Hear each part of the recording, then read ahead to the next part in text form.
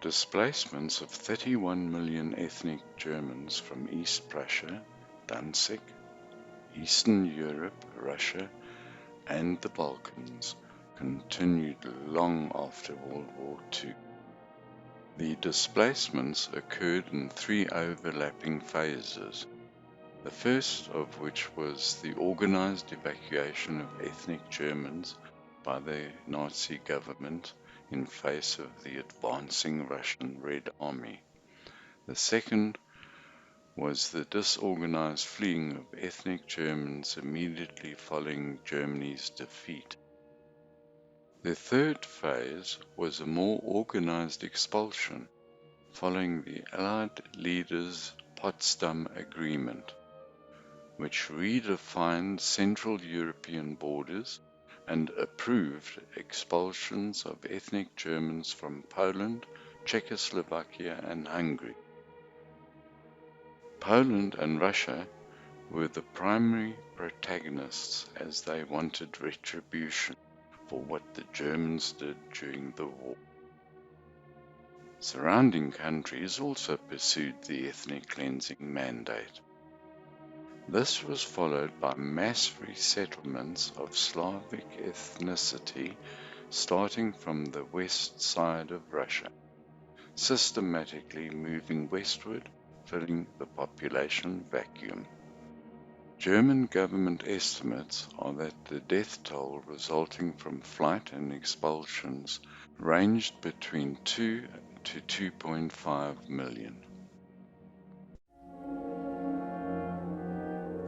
Maria Wiederhold's brother, George Heinrich Pallasch, and his family were not as fortunate as the Wiederholds. Their son, Reinhold, married Ilse Jörg in 1939 and had two children during the war, Hans Werner 1940 and Gisela 1942. Gerhard, the youngest son, was killed near Moscow in November 1941. Their daughter Charlotte had married Horst Boelcke in 1925 and had two children, Eleonora 1927 and Ulrich 1938. But in 1945, Horst was captured and went missing. Charlotte and her children were relocated to Warren, Mecklenburg, where she looked after over 100 school children, ran a household, and worked for the government land department. Nora remembers receiving a pair of boots from Inga Wiederhold, as she had been relieved of her own by the Russians and had been without any shoes for a very long time. In March 1945, bombs were falling all around George and Agnes's longtime home in Langfuhr. They and their remaining daughter, Gertrude Erika, who was deaf from birth, took cover in their neighbor's cellar, being ready to run for their lives if they still could. George prepared a wooden burial cross. The Russians arrived soon after, took over their house and ransacked it.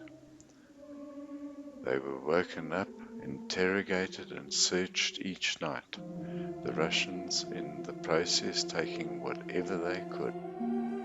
In April, the Poles moved into their house and took over George and Max's business. Max had already passed away.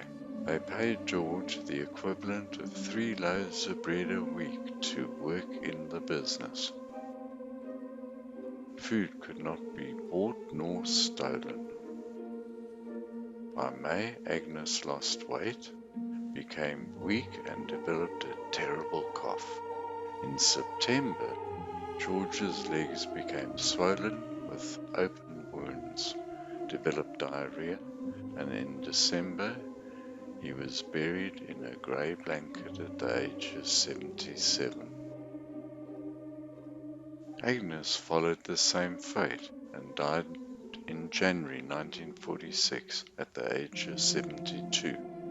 Gertrude buried them in a coffin with an iron plaque. The remaining Pallasch family, George's sister Anna, Reinhold with family and Gertrude, were evicted by the Poles. Ethnic cleansing. Typically evictions were ruthless, immediate departure without belongings.